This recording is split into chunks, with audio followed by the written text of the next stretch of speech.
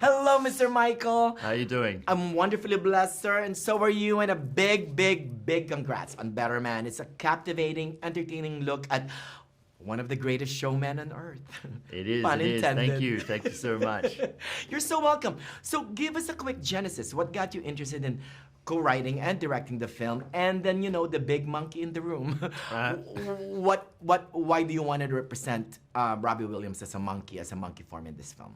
I think that, you know, there's been many musical biopics. So I always knew that if I was going to do a musical biopic, I wanted to come at it from a unique angle.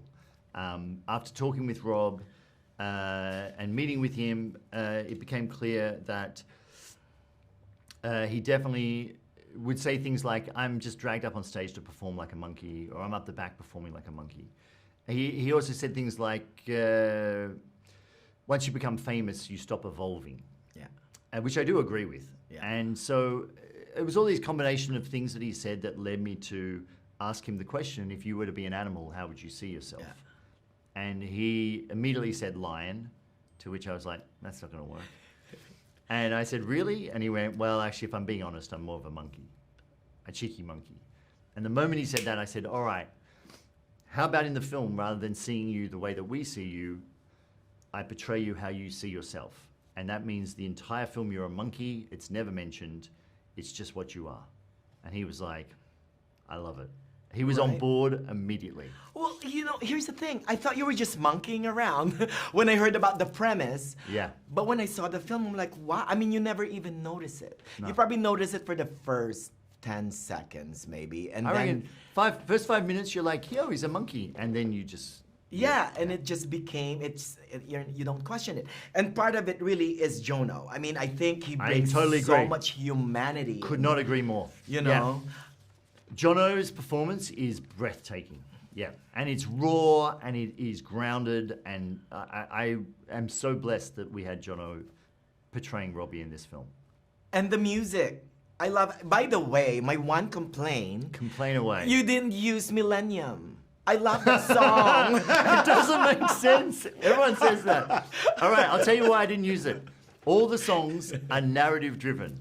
Tell me, where does Millennium go in this story? The turn of the century. Come on. No. And here's the thing too. It's visually excellent, right? There's one part, I mean, you know, it's a perfect mixture of visuals and acting, because when I was interviewing Jonno, I told him that one part where I really felt the humanity of the monkey was when he was drunk and one of his band members were his manager was trying to wake him up, but all the acting there was like, wow. I mean, yeah. He captured it. Yeah. He's extraordinary, and we were so fortunate to have him. It wouldn't be the same film if it wasn't for Jonno. And you know, we cast Jonno 10 days before we started shooting. Oh, wow. Yeah.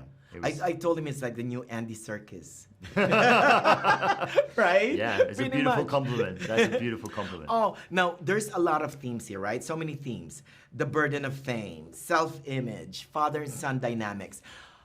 When it opens on January 10th in wide release, what experience do you want to give to the viewers? You know, it's interesting. I learned on Showman that whatever you think is the experience is often not what people take away from it. Yeah. It's a really personal thing when people watch films, and particularly if you're exploring different things, as you've seen, there's multiple themes here.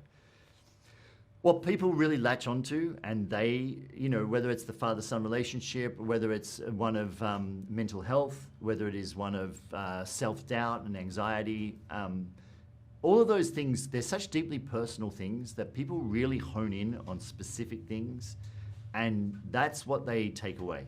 Oh. And I love that, you know. I remember, you know, early on Showman, we had a screening, and there was a huge security guard at the back because the film hadn't been released yet. So he was there to make sure that no one was filming it on their cameras. And as I walked out, I was the last one to walk out, and this huge guy stopped me and he said, listen, I have no interest in musicals. And I went, that's okay. Yeah. And he went, but your film makes me want to be a better father. And I was like, wow, I didn't see that coming at all. And so it's stuff like that, you know, it's always really touching to see what people gravitate to when you tell a story. Oh, and because of that, I'm gonna tell you that your film made me want to be a better man. How's that?